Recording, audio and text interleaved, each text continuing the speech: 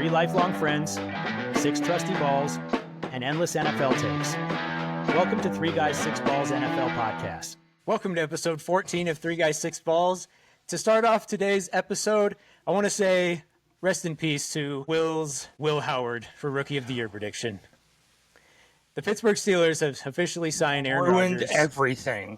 They ruined everything. I was actually looking forward to seeing how that played out this season, honestly. It would have been great. Should have been great. You know what? Will be great. He still has to stay healthy though. Yeah, even if he doubles his first season in New York with the Jets, that's 4 plays instead of 2. So there's still time.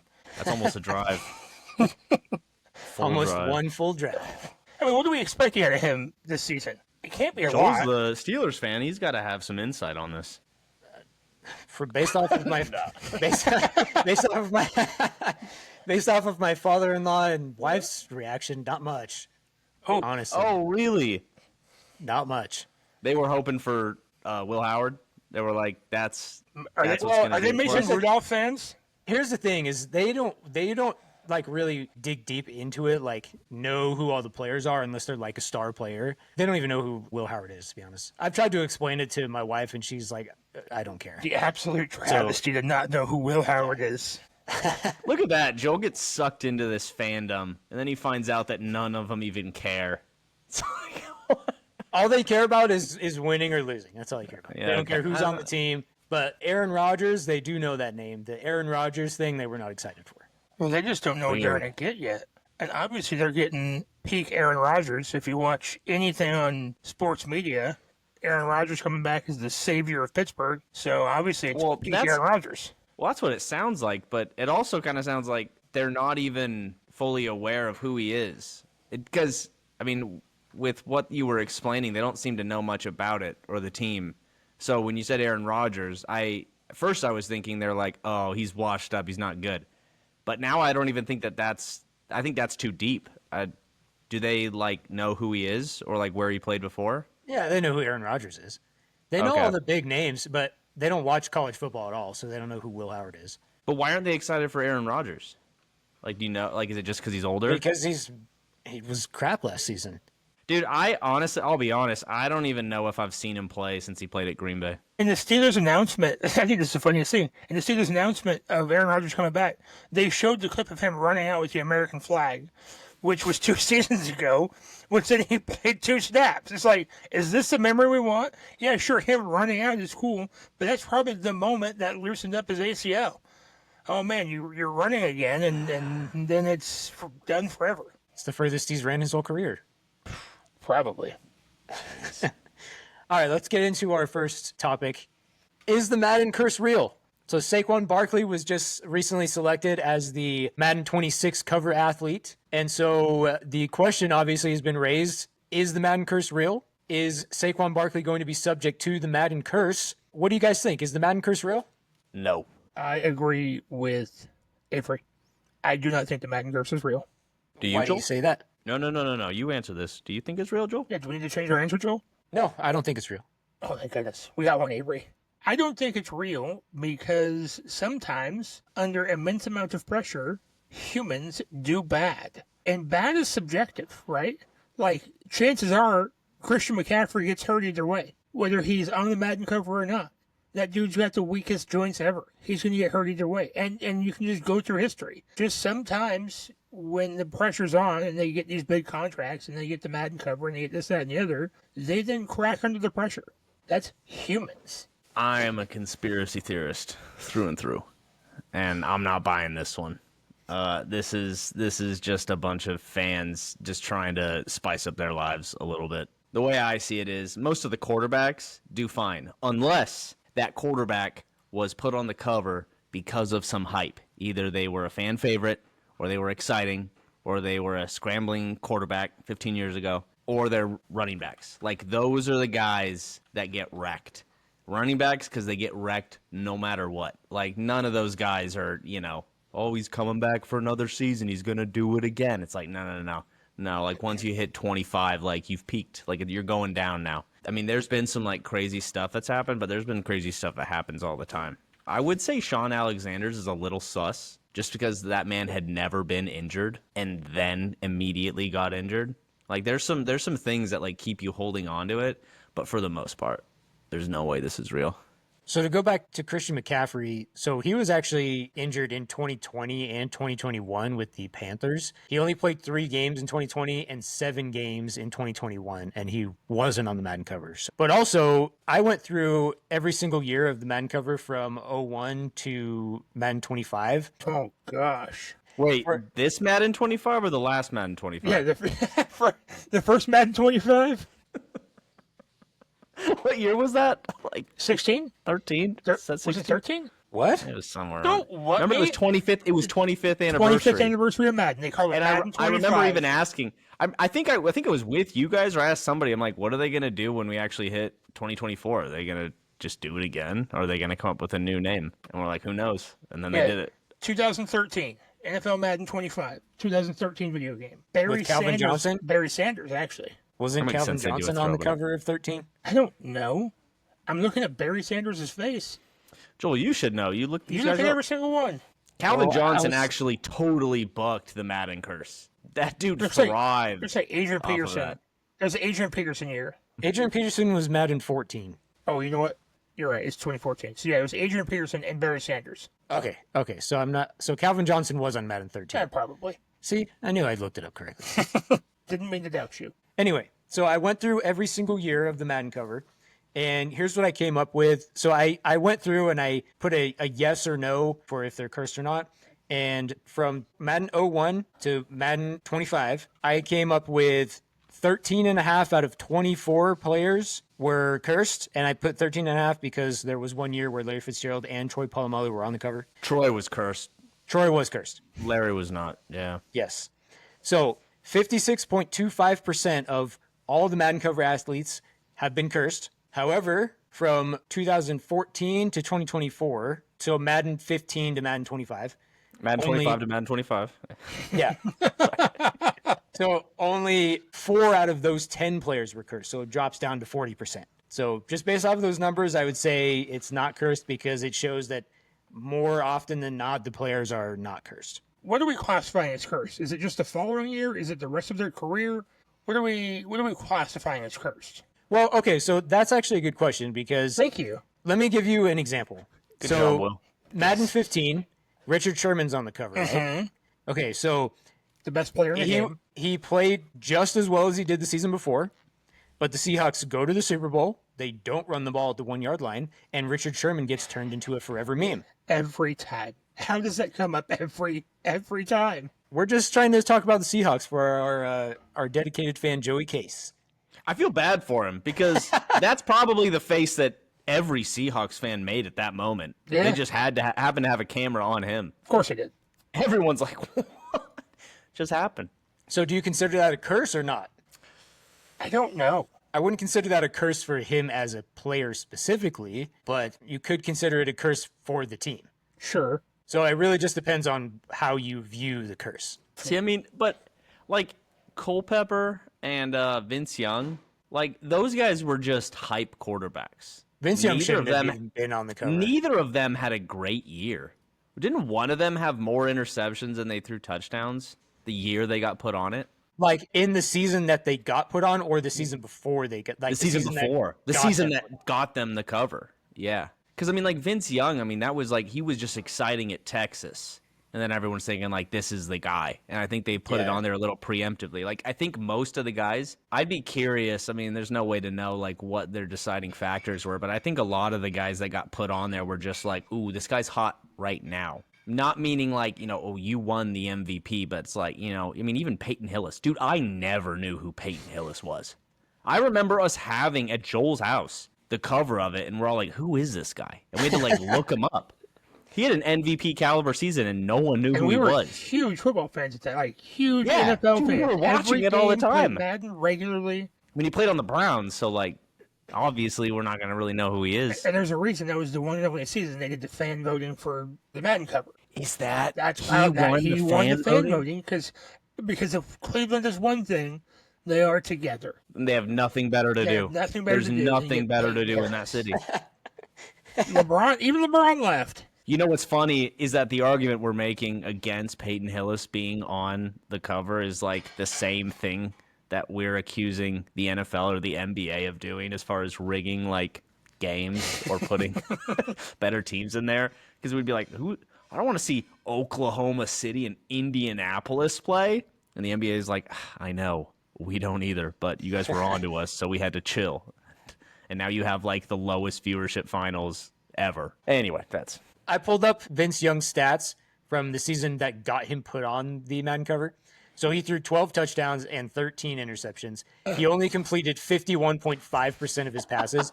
He should not have been. Okay, on but the what cover. about the comparison to the rest of the NFL, though? Was that good for the time period? it better not have been. I know. That's never good. I know. That's a big question. They wouldn't have sold games at all. Everyone would be like, I'm not playing the game. I watched the whole season. I don't want to watch that. Let's just say Tom Brady was in his prime then. Yeah, so you're right. no, that's not good. I mean, yeah. Brady, If that was the Manning, case, if everyone was Brady's- throwing as many interceptions as touchdowns, we'd have a cornerback or a safety on the cover. You're right.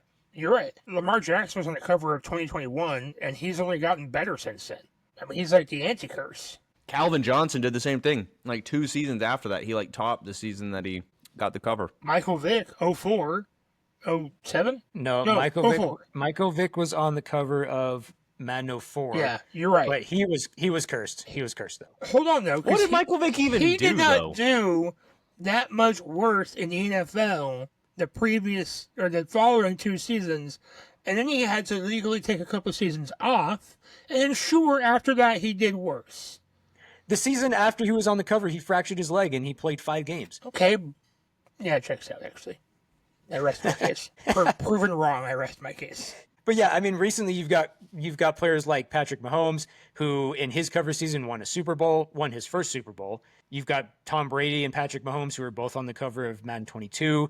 I guess if you want to stretch it out, you could call them cursed because neither of them won a Super Bowl or made the Super Bowl in that season. So I guess if you want to stretch that out, you Yes, could not say it's a making the curse. Super Bowl is cursed. When you're Patrick Mahomes and Tom Brady, yes. I mean, sure, but still. And then you've got Josh Allen, who is on the cover of Madden 24, who scored 40-plus total touchdowns for the 4th straight year. So recently, up until Christian McCaffrey, the curse wasn't a thing.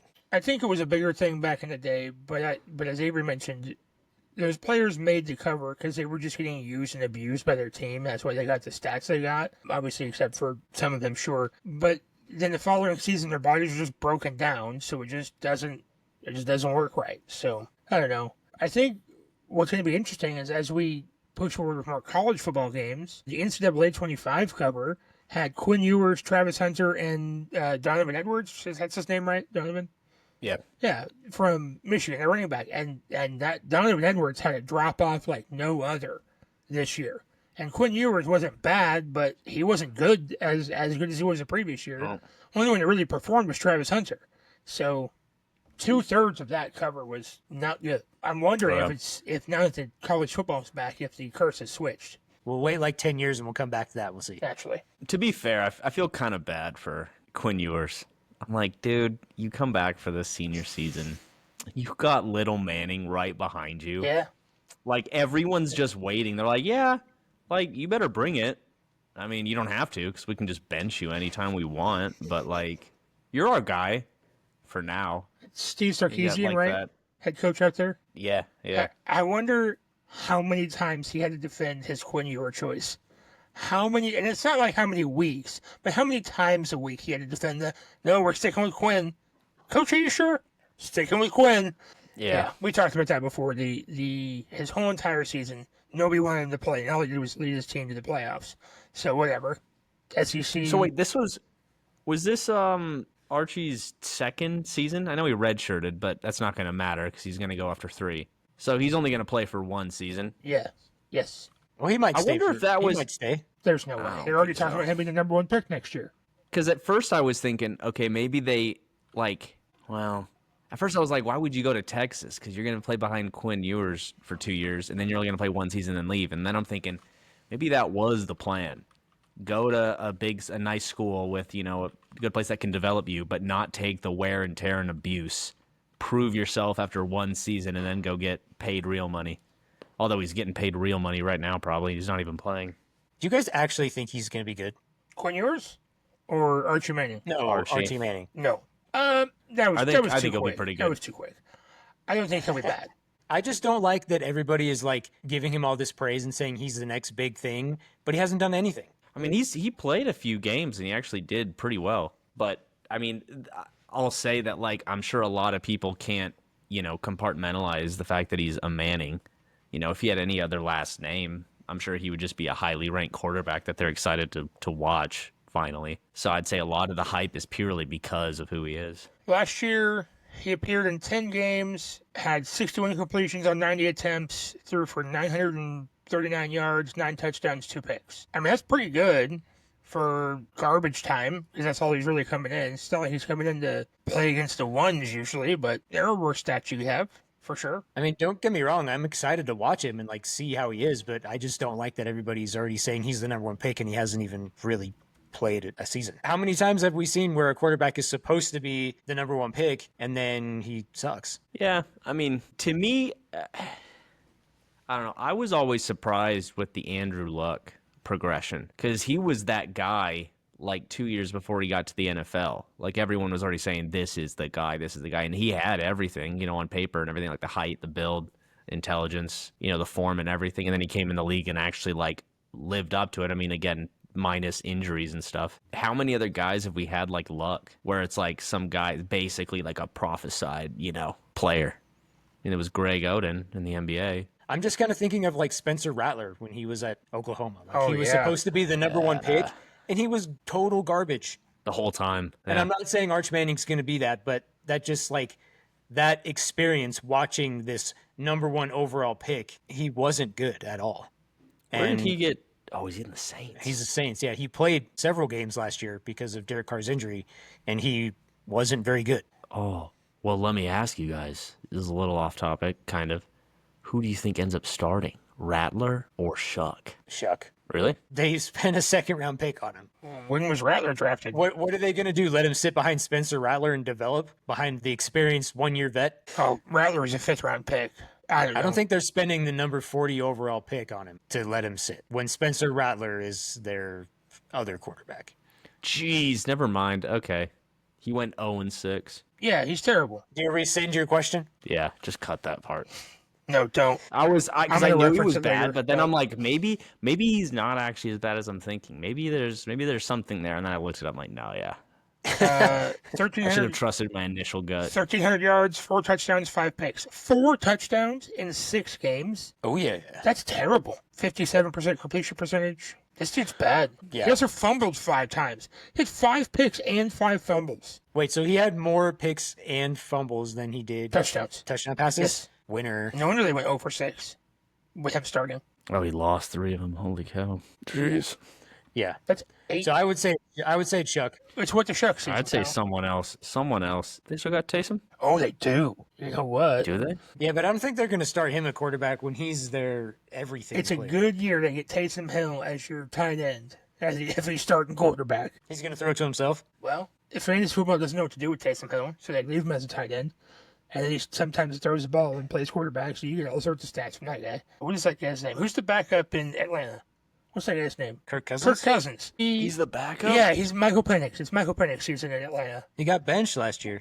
Don't worry. We're going to get to all these quarterbacks in our next segment, so let's just keep talking about shitty quarterbacks. Pardon me. Let one slip there. But I think the trade value for a veteran quarterback like Kirk Cousins, I forgot his name. All I could think of was Case Keenum. That wasn't it. The trade value for Kirk Cousins is going to be incredibly high. We're going to get 2-3 games into the season. These teams are going to be 0-3, and their quarterbacks are going to be just terrible. Absolutely awful. And they're like, all right, we got to get somebody else in here if we want to salvage this season. And so the phone's going to ring for Atlanta, and they're going to get a king's ransom for for Kirk Cousins this year. And then the problem is that Michael Penix isn't going to be the guy either, but the Falcons don't give a hoot, and they'll sack a season. Whatever. Who cares? So I'm so upset that we lost to that guy at Oregon. Yeah, he's left-handed too. I'm just kidding. He's fine. I hate watching a lefty ball. I don't like it. It's unnatural. Sorry, Lincoln. It's not the way God intended it to be. Your parents have just forced you to use your right hand like everybody else's parents. All right, let's get on to our next topic. All right, so we're going to be talking about which team will be the last undefeated team this season. Before we do that, I have a little stat dump for you guys. So over the last 25 years, the average amount of wins before the last undefeated team has lost their first game is 8.44. There's been 7 times that there has been a double-digit win team before their first loss, and none of those teams have ever won the Super Bowl. 13 teams that have been the last undefeated team have reached the Super Bowl, but only one has won the Super Bowl. And the last one to do it was the 2006 Colts. And then 3 of the teams that were the last undefeated team have actually missed the playoffs. The 2002 Chargers, the 2014 Eagles, and the 2016 Vikings. So, with that being said, Will, who do you have as your team that will be the last undefeated team this year? So probably no surprise to anybody, I've been on this team for way too much, way too long. I think with the acquisition of Aaron Rodgers, this moves the needle, and I'm going to go with the Pittsburgh Steelers. You took mine. I'm not sorry. Their first 4 games, they're at New York Jets, home against Seattle, at New England, home against Minnesota. None of those games scare me. The scariest one is Seattle, but you're at home, and Pittsburgh does significantly better at home. Then you have a bye week, and you're home against Cleveland. You're at the Bengals. They can't stop anybody. Week 8, you're home against Green Bay. Week 9, you're home against Indianapolis.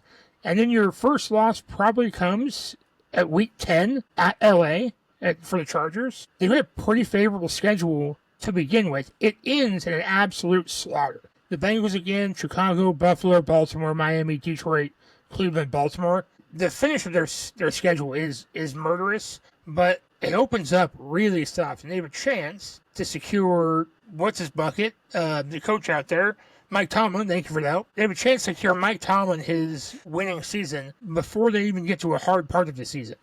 And I'm curious if that was not on purpose. By the NFL? By the NFL, yeah. The scheduling by the NFL. If that was not on purpose. To get them enough oomph under themselves, because there was no guarantee they were going to get Aaron Rodgers, although the NFL may have known that already. Although I would also like to mention, I don't believe the NFL is rigged. As an overall theme, I don't believe it's rigged. Individual things, sure. But as a way to get Mike Tomlin his required 9 wins, if they kind of lofted the front half of that season up to a bit softer. Well, if that's the case, they've done it before, because in 2020 and 2024, the Steelers started very strong and then they finished very poor. So in 2020, they were the last undefeated team. They started 11-0. Jeez. Their last 5 games, they went 1-4 and they finished 12-4. Then in 2024, they started 10-3. They lost their last 4 games to go 10-7. So it seems like the NFL has done this to the Steelers a couple of different times before. But with this schedule, the way it's set up, I had them getting 8 wins to start off, potentially more, but I think those first 8 games for the Steelers are very winnable. I think with the Packers game specifically, that's the only team in the NFL that Aaron Rodgers has not beat because he was playing for them. And I think he's going to be motivated to try and beat the Packers. So I have them winning 8 games. I think, just like Will mentioned, their schedule starts off fairly easy with several winnable games. And the last part of their schedule is very tough. Sorry to steal your answer. That's the benefit about not hosting, is that I get to go either first or second, and chances are Avery's not going to agree with me, because that's just how life works. And so I just win. Well, I'm going to start going first then. No, your host. Sorry, pal. All right, Avery, who did you pick as your team? Do you guys want to guess? The 49ers. No. Why? Just because they have the easiest schedule? Because their schedule is so easy. No, I had the Bills. Interesting. Because they also had they have the 5th easiest schedule somehow. I don't understand Don't they that. start off against the Ravens? So I was going to pick whoever wins, Bills or Ravens. Whoever wins that game is going to go undefeated for a while. Yes, I had that thought. I was like, oh, that's that. Yes, they do start off against each other. But sorry, it's your turn. The floor is yours. I'm sorry. No, that is honest. I was having similar thoughts because that was the game that I was worried about. But besides that, unlike the Steelers that have that gauntlet of a meat grinder at the end of the season, the Bills, granted, I'm looking at it through the lens of the current Buffalo Bills rather than, if the 49ers were having to do it. But I feel like they're going to have one of the best records in the NFL. And I think that they have the best shot to stay undefeated the longest. But I also have to point out what Will said. I think that if the Ravens win that game, I think the Ravens might have the best. Well, at that point, the Bills will have no shot because it's over. But I like the Bills. I think they got the best shot. Just looking at their schedule, so yeah, they start off at home against the Ravens, then they go to the Jets. They play the Dolphins, the Saints, the Patriots, Falcons, and Panthers, and then they play the Chiefs, who we know they can beat in the regular season. Especially at then home. They're at home against the Chiefs there, too. Yeah. Then they go to the Dolphins. Then they play Tampa Bay. Then the Texans, Steelers, Bengals, Patriots, Browns, Eagles, and Jets. Really, there's only like 3, you could maybe say 4, I would maybe say 3 to 5 games on that schedule that they could potentially lose. The rest of them, they should win. Yeah. I like them. On the flip side of that, Baltimore, they're going to start off against Buffalo, at Buffalo, and then it's Cleveland, Detroit, which who knows what they're going to be this year, and then they're in KC. So their first 4, 3 of their first 4 are not easy games. Once they make it out of that, it will ease up. But we talked about before, the AFC North, they just beat each other down the entire regular season. Whoever wins the AFC North usually sets himself up pretty good in the playoffs. But it'll be really interesting to watch, especially as the season comes to an end there, with the Steelers, who have a real possibility of getting off to a hot start and then coming to a crashing halt early. Yeah, just based off of that schedule, I don't think it's going to be the Ravens. I think they've got to lose at least one of those 3 games that you mentioned against the Bills, Lions, or Chiefs. Yeah. What about the Browns? At home against the Browns? I'm just kidding. Hey, they lost to the Browns last year. True. Shoot. It is only June. I get that. But if your team doesn't already have a starting quarterback named, your chances this season, I give you incredibly low chances. And so the Browns are in that boat now, where I think Joe Flacco may be listed as the current starter, but I don't know if that's real or if they just kind of have to list somebody.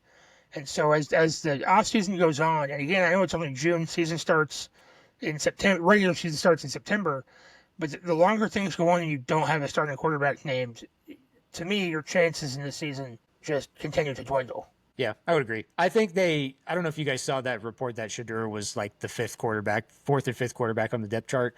I think they just said that just to try and create some like hype around the Browns. Well, I don't think he's 5th. I imagine that would be Deshaun Watson. Hey, maybe he's behind Deshaun. Injured Deshaun, who doesn't have an Achilles or an ACL or something. Maybe Deshaun Watson has been giving the coaches massages. Oh. And so they bumped him up on the depth chart. What goes around comes around. Gabriel's going to have a better career than Sanders. Dion? Yeah. Did you mean Shiloh? Let's be specific. Shiloh will have a better career than all 3 of them. Whoa. Put it down. Okay. I'm putting that on the spreadsheet. Yep. That's going on the spreadsheet for Prime sure. time, move over, dude. Shiloh's here. Primetime Junior. You're, I believe, in the ranking of kids, your 3rd favorite or 4th favorite? Did you see that he... I am? No. Did you see Dion actually ranked his kids? No. He did that. I'm not kidding you. Who was top? Let me look it up real quick. Whoever has the best NFL career is going to be top. Yeah. Deion Sanders. It's kids a ranking. dynamic. It's a power ranking. It's week to week. All right, Deion Sanders kid power rankings. I kid you not, this is a real thing.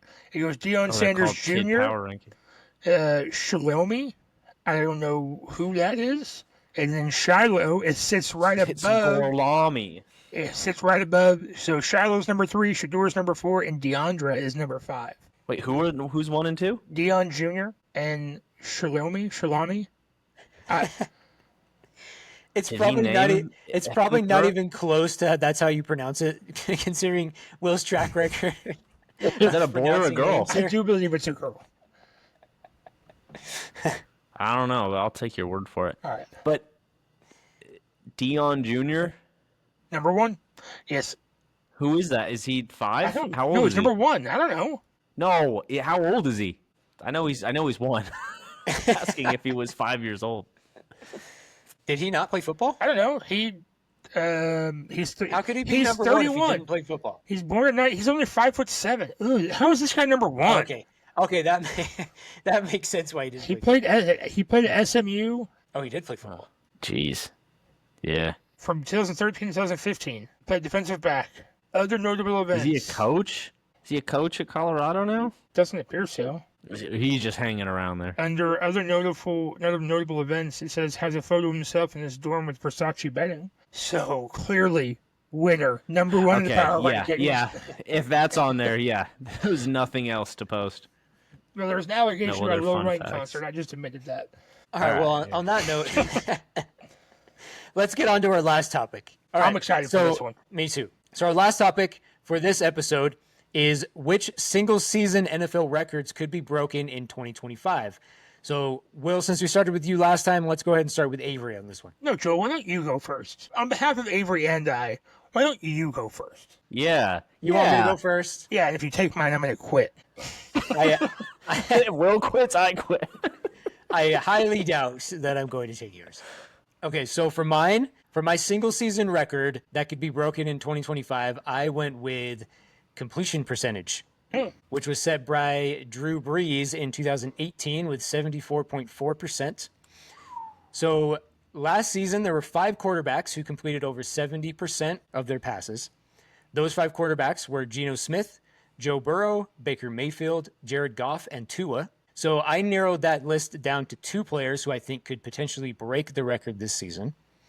The first one I went with is Joe Burrow. And the reason why I went with Joe Burrow is because there are currently 2 quarterbacks in NFL history who have completed 70% or more of their passes multiple times in a full season, Drew Brees and Joe Burrow. And so he's already done it twice. He's one of 2 quarterbacks to do it more than once. Drew Brees did it 7 times, but Joe Burrow's done it more than once. And so the fact that he's done it already more than once tells me that he's going to probably do it again. And so if he's probably going to do it again, there's a good chance that he is going to challenge Drew Brees for that record. Now, the 2 times he's done it, he's had 70.4% and 70.6% of his passes completed. So he's on the lower end of 70%. But just the fact that he's in that same category as Drew Brees tells me that he has a chance to do it. The second player I picked is Baker Mayfield. So last season, he completed 71.4% of his passes. This offseason, they drafted Emeka Egbuka and Tez Johnson. So they put those 2 wide receivers in the wide receiver room with Mike Evans, Chris Godwin, and Jalen McMillan. So he's got Mike Evans, Chris Godwin, Jalen McMillan, Emeka Egbuka, Tez Johnson, and Cade Otton, their tight end.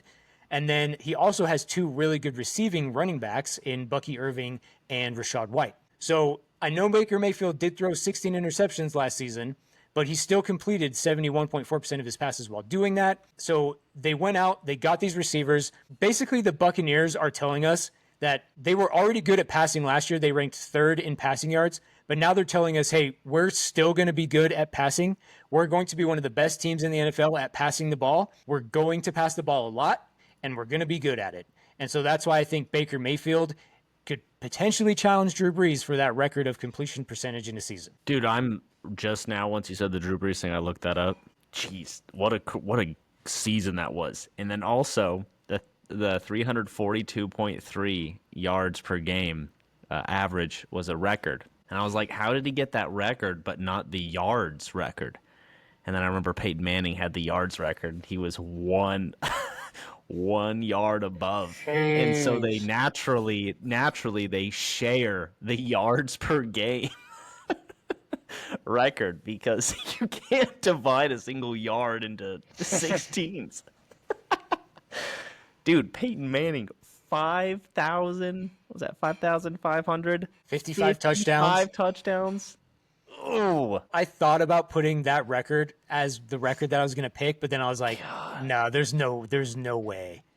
Even with no way, 17 games, there's no way. Yeah, like that's insane. That team scored like 37.9 points a game. That wasn't even in Indianapolis. That was in Denver. That was like the end of his career he did that. Stupid. I believe that was the year they got wrecked in the Super Bowl. But in the regular season, they dominated. Correct.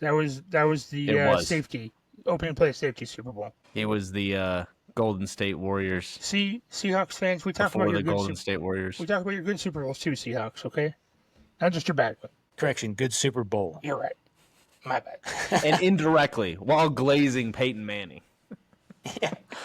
Oh, jeez. Well, what do you guys think? What do you guys think of Joe Burrow or Baker Mayfield potentially challenging that record? I asked this question earlier. I like Joe. Is Joe Burrow good? He just said he was. I know, but is he? I mean, he's been to the AFC Championship game twice. Okay, Rex Grossman made the Super Bowl. Once. Okay. Once. Twice. Just once, but Joe Burrow's only made the Super Bowl once. How many times did Rex Grossman go to the NFC Championship I don't game? know. Probably just the one time. The dude was not good. Rex Grossman. Feels bad even looking this up. Career stats. I just feel like if he'd have shown up, see, that's a player you should be overrated or underrated. Because that dude's overrated. Rex Grossman only played one complete season. It just happened to be the year they went to the Super Bowl. Jeez, that guy sucked. Wait. Joe Burrow has an NFL record for the most times being sacked in the postseason? Does he really? Yeah. Also, if you were to cut his career now, he already holds a career record for passing percentage, 68.6% for his career. Oh, like his completion percentage? Yeah. Well, but see, that's the thing, though, is as the career goes on, chances are it's going to drop off. Yeah, so you have a choice. Well, Do you want to go in the necessarily. record books and miss out on a lot of money, or keep playing and live to become the villain? All the money, Not necessarily. all the money that comes from career completion percentage. He has to just record. keep up this S tier level play for forever. That's all. Drew Brees completed more than 70% of his passes 7 times. Joe Burrow's already done it twice, so that tells me he's going to do it again. So I think that percentage actually is going to go up. I have a hard time disagreeing. I just don't like it coming out of my mouth. You know what I'm saying? I mean, last year in the 11 games Tua played, he threw a 73% completion percentage, 72.9. Yeah, but he's only done that once in his career. Joe Burrow is one of 2 quarterbacks in NFL history to complete 70% or more. Okay, twice. well, this year, when Tua's the next quarterback to next ringless guy to win a Super Bowl, he's going to do it again. Dude, Joe You had to Burrow bring did that up have Joe had a phenomenal season. Yeah, except his team was terrible. Okay, Joe had a phenomenal season. Sorry, his team was not terrible. His offense was great. His defense was terrible. Yeah. But you're right. Joe did a really good job last year. And Shamar Stewart, with his 16 sacks he's going to get this season. Don't get the Bengals. Just shy of 5,000 passing yards, 43 touchdowns, single-digit interceptions, which means 9. But going 9-8 with that, yikes. He's going to be the most let-down player. Because you can only affect. I was playing superstar mode on Madden, trying to catch up on some NFL knowledge, and It didn't we work. lost a game. We lost a game, and by the way, like, my guy was torching like this scrambling quarterback. I'm like, I don't even have to pass. Passing is actually less efficient than me just running out of the pocket and running. But we lost a game, and it was because every time we simmed, they scored every single time they had the ball, and one time I just didn't convert or whatever, and so we lost the game because the defense could not ever stop them. I was very let down. I could have just said nobody wins, but trying to have more integrity. That might be the most accurate that Madden's ever been. Yeah. Yeah. Yeah, both Peyton Manning and Drew Brees had the same record both those years, 13-3. Going back to what you said, Joel, I like it. I think there's probably a pretty good possibility. That offense didn't get worse, so the only problem is that they expect it now, right? That's the same problem with the running backs from every team, is that, you expect it now and you expect this to happen. Thing is that pocket passing quarterbacks don't go out of style. Your running quarterbacks, your scramblers, you can game plan against those. You can only game plan so much against your pocket passers. There's a reason that Tom Brady, Peyton Manning, Drew Brees, the guys we keep talking about, had such long, prolific careers, is because they stood in the pocket and they just moved the ball around. And I don't know what the number is, but it's an unreasonable amount of different receivers that Tom Brady threw a completion or threw a touchdown pass to. It's so many. He didn't have He any. did not care. Yeah. He was just, if you're there, you're getting the ball. Unless you're Rob Gronkowski. He was getting the ball a lot. But I think Joe Burrow is in the same, I'm not saying he's the same caliber player as those three, but if he continues on his career path the way he's going now, I think he has a possibility, because Peyton Manning only won 2 Super Bowls. He only won 1 in the prime of his career. And so it's incredibly hard to win a Super Bowl, especially when, and Peyton Manning had to deal with this, with Tom Brady as his opposition, his AFC opposition. And Joe Burrow has Lamar Jackson, Josh Allen, and Pat Mahomes. Arguably more tough competition in his own conference to even make it to the Super Bowl, let alone win the dang thing. And so I think I do like him. I think he's a top 10 quarterback in the NFL for sure. I do believe I listed him as such last week. Joe Burrow? Joe Burrow. I don't think he's more. I don't think he's 10 or 9, but he's definitely top 10. You had him as 5. Okay, great. He's a top 5 quarterback. See, I know what I said. I can remember the words I say. Five's a good I think number. top 5's a good number, and so there he is right there, right over your shoulder, Joel. He's just uninspiring, I think, because he's not doing the things that Pat Mahomes or Lamar Jackson are doing, or Josh Allen. You don't see Joe Burrow. Clearly, you've never talked to any under 30 NFL fan that's a girl, because they are very inspired by Joe that man. Shiesty? Oh gosh. Oh, dude. Is it the way that people were inspired by Tom Brady back in the day? Oh, Dude, gosh. I'll just see a clip on social media of Joe pre-game just walking from the sideline to the locker room, and it's just someone filming him. He's not doing anything. He's just walking, and everyone in the comments is like, "Oh my God, I would leave my husband for that man in a second." I'm like, yeah, for his holy. money. You guys know who I'm inspired by? Is Josh Allen. He married Haley Steinfeld. Don't let my wife hear me say that, but That's all right. She doesn't watch the show.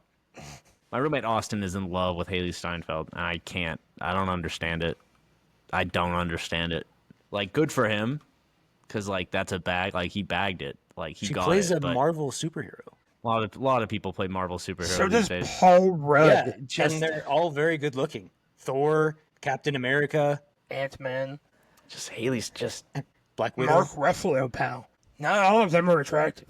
The Hulk is very good looking. Have you seen the muscles on that guy? on the Hulk. Dude, I forgot that guy was jacked. could not have told you. Yeah, okay, we're getting off topic here. Avery, what's your thing? Go do your thing. I was looking at Barkley and Henry for the rushing record because they got real close this past season. They did. Real close. But I don't even think they'll get it. I don't think they're going to get it. One, because of the Madden Curse, and not because of the Madden Curse, but because they're running backs. And they're going to break. Because that's what running backs do. They break. Well, I hate it. I wish the running back position had much more longevity because it's one of the most exciting positions to watch. But, like, as soon as you get a running back that has, like, a breakout season, unlike a quarterback or a wide receiver where you could say, oh, like, he's getting there. We've got some good years ahead of us. With running backs, it's got to be like, we have to enjoy this while it lasts because it's, like, going to go away. And I just don't think – I think the sheer mass that's on King Henry is going to not allow him. I think he's going to have a worse – I think both of those guys are going to have a significant drop-off, not in injury-wise. And if they have an injury, I guess that's still the same thing. But I don't think either of them are going to get back to where they were. So to answer your question, no one's going to break the rushing record. But Well, let me say this real quick just to back that up. Last time there was back-to-back seasons where there was a 2,000-yard rusher in the NFL was when Barry Sanders did it in 1997 and Terrell Davis did it in 1998. Other than that, there's never been back-to-back 2,000-yard rushing seasons in the history of the NFL. yeah, it'd be really hard to do. It's a lot of yards. I just think it's a lot easier to, like, get one on the league when it's your first time in a specific situation. Like, if you're a rookie, you know, like Dak and Zeke, I think just the fact that they were both new and, like, hit the ground running and no one had good scouting on them or anything. But after that, like, you're not like immune from, like, I don't know. Like, I just feel like people are going to figure you out and you're going to get shut down, especially if you're somebody who's on the Madden cover, jumping over people, setting records, winning the Super Bowl. Like, dude, you're the new Chiefs now. Like, people are going to come at you and make sure you do not, produce. But yeah, I don't think either of them. I think, in fact, you could put this on the spreadsheet. I think this was Barkley's peak. And I don't even think that's much of a prediction. I think this was significantly his peak. I don't think he gets anywhere near this again. Madden Curse.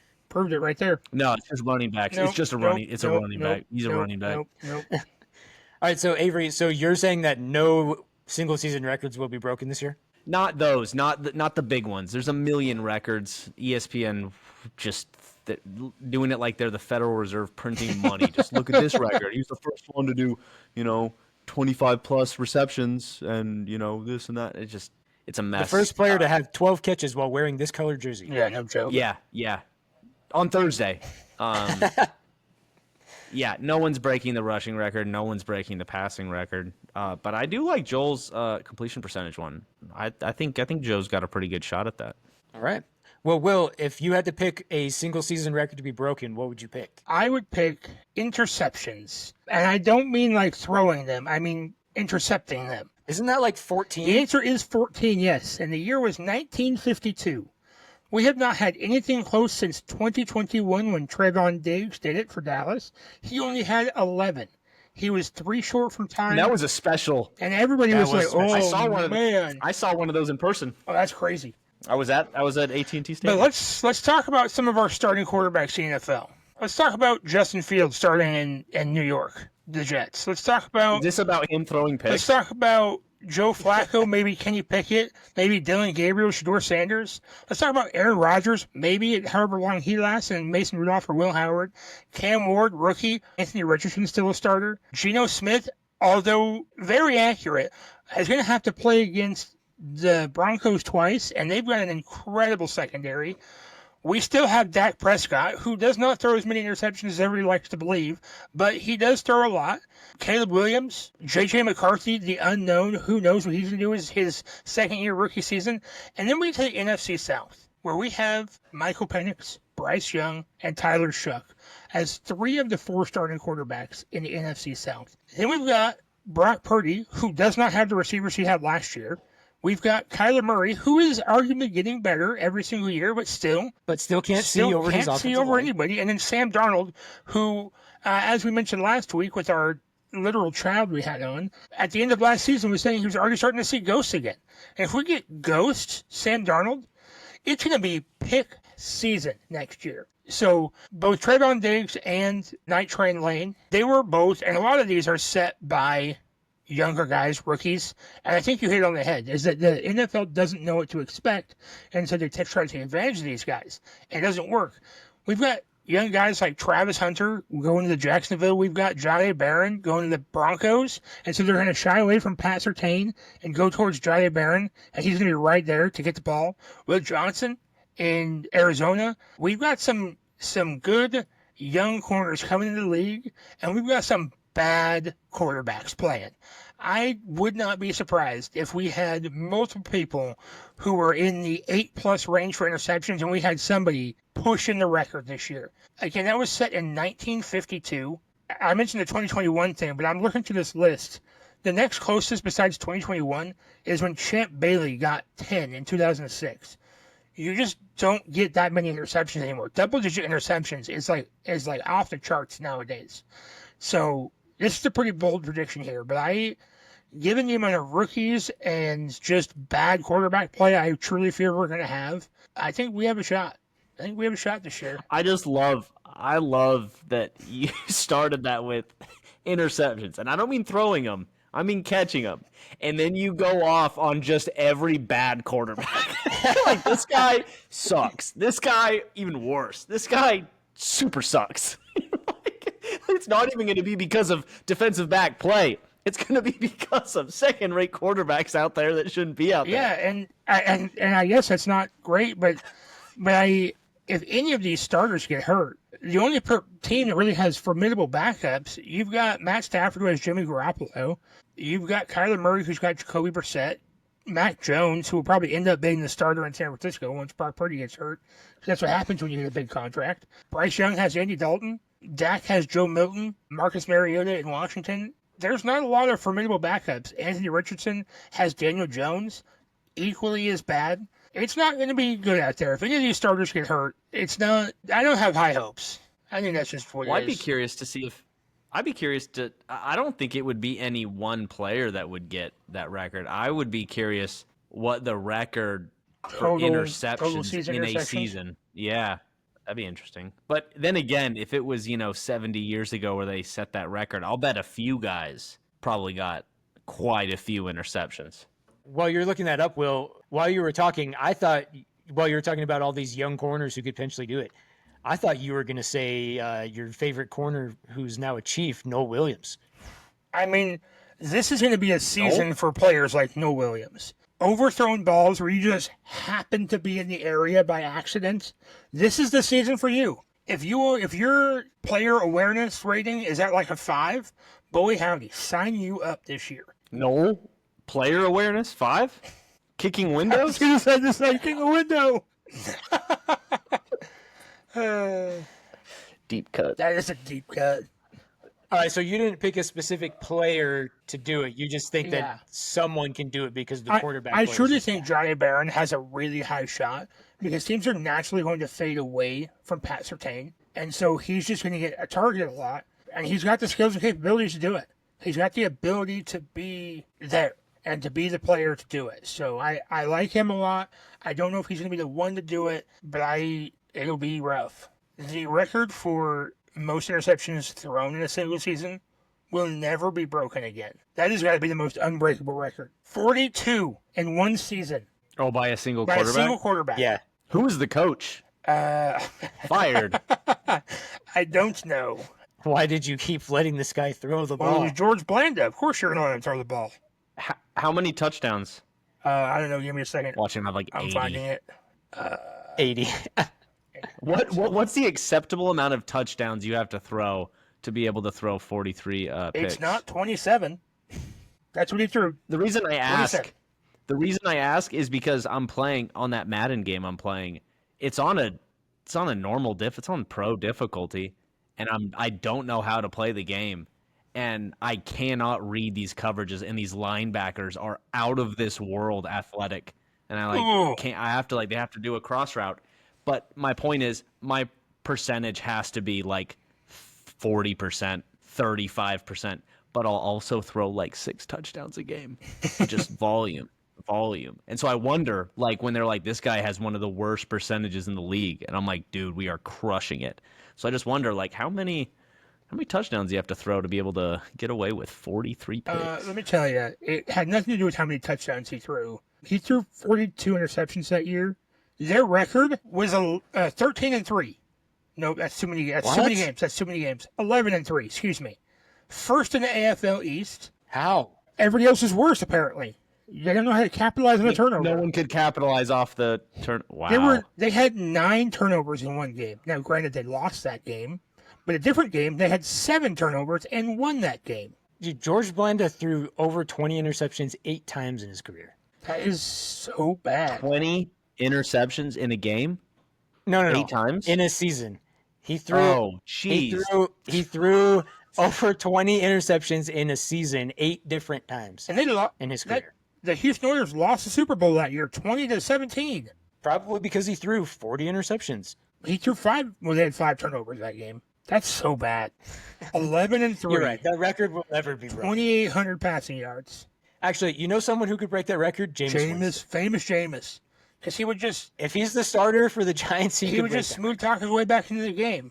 And he would just do it. If he was on Florida State this past year, he would have broken that record. Because who are they going to take him out for? They're already like losing every game. All right. We got to wrap it Yes, we up. do. All right. Thanks for tuning in to this episode of 3 Guys, 6 Balls NFL podcast. Stay tuned for more NFL talk next week. We'll be back. And as always, don't forget to keep your balls played with. We'll see you next time. Also, Mark Davis' haircut still sucks.